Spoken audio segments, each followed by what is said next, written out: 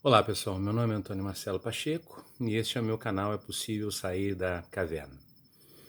Nos últimos dias, eu e tantas outras pessoas estamos defendendo essa questão da quarentena, para que as pessoas possam, de alguma forma, não propagar o contágio do coronavírus, Covid-19.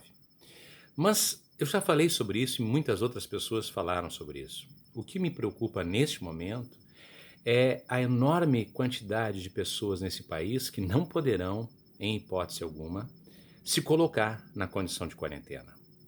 Não vou falar só dos mendigos, daqueles cidadãos em condições de rua que estão expostos a tudo e, obviamente, que com pouquíssima hoje preocupação por parte das autoridades, na medida em que são tantas as preocupações que os mendigos acabam, de alguma forma, se diluindo nesse processo, o que é um absurdo.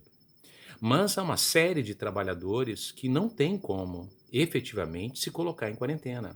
E se eles se colocarem em quarentena, correm o risco de não ter dinheiro para poder, de alguma forma, estocarem algo dentro da sua casa.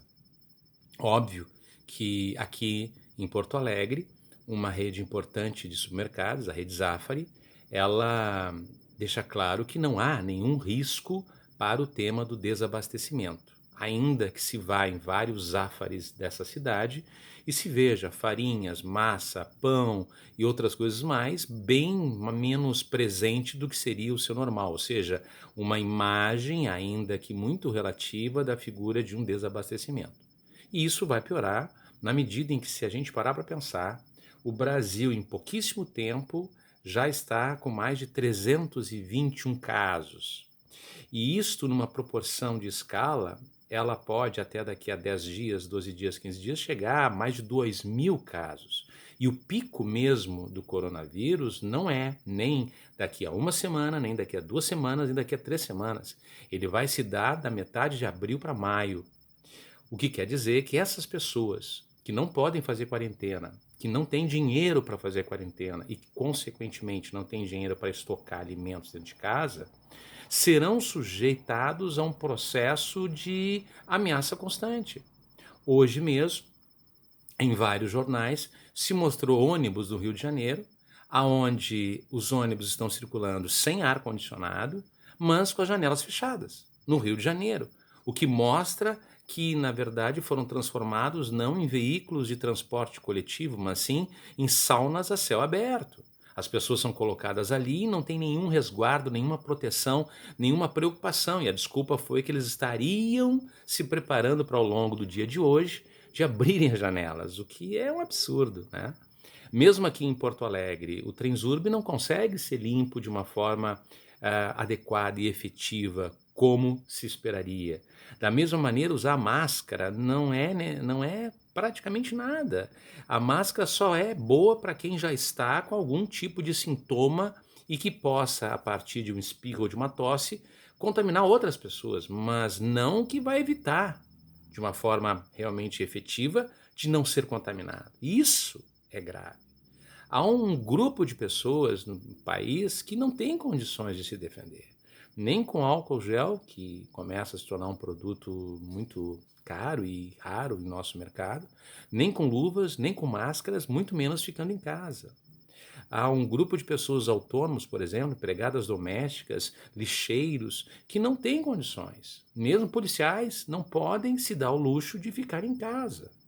É óbvio que esperar saques, esperar uma pandemia social, esperar o absurdo de atitudes de violência é escrever um pouco de ficção, mas não é também totalmente impossível disso acontecer.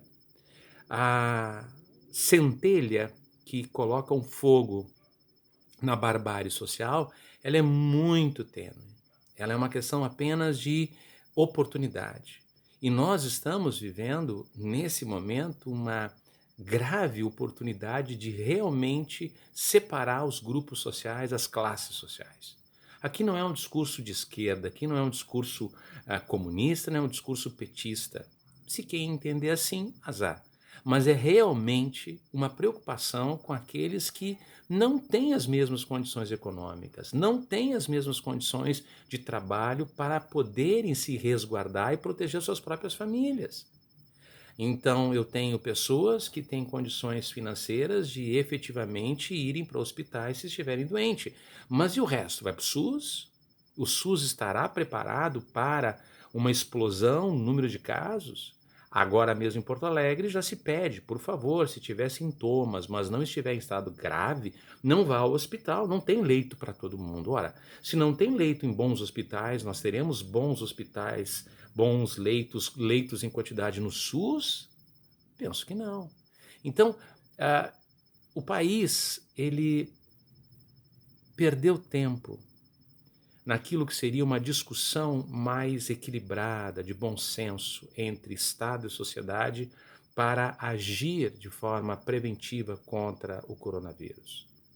A velocidade de pessoas que estão sendo infectadas e demonstram os sinais do coronavírus no Brasil é crescente e é realmente para a gente se assustar. É só observar o que acontece em Brasília. O presidente do Senado tem chance, desse momento, já deu um primeiro exame, de estar com coronavírus. O general Heleno já está com coronavírus. Da comitiva do governo Bolsonaro, 16 estão com coronavírus. Se nesse patamar aquilo que é a contaminação ocorre nessa velocidade, imaginem em áreas em que naturalmente ocorrem graves condições de higiene e de capacidade de reagir a essas doenças. Mas o que é mais incrível, é que tem pessoas que não acreditam em nada, mantêm festas de aniversário, mantêm festas de casamento, mantêm reuniões, churrascos, acreditando que isso vai dar e só acontecer nos outros. E este é um grande problema no nosso país. É quase que um instituto cultural acreditar que tudo de ruim só acontece com os outros e não com a gente. Para quem não sabe, o vírus coronavírus não tem predileção, nem preferência sexual, nem preferência de gênero, nem preferência econômica, nem preferência racial. O vírus coronavírus, ele se desenvolve, ele se multiplica naquilo que é o pior da condição humana, que é o desrespeito, que é a falta de empatia, que é a divisão social, que são as condições econômicas, que é um Estado perdido, é um Estado desorganizado, é um Estado corrupto, é uma sociedade que não entendeu bem que as coisas podem mudar de forma muito simplória. Num dia a gente está brincando sobre filmes e livros de apocalipse, e no outro a gente vê o mundo, de certa forma, marcado por uma condição assustadora de uma pandemia mundial. Meu nome é Antônio Marcelo Pacheco, esse é meu canal, torcendo para que todos que possam, que tenham o privilégio de se manter em quarentena, se mantenham e assim evitem qualquer tipo de ameaça à sua vida e à vida dos outros, porque a dos outros é tão importante quanto a da gente. Um abraço, pessoal.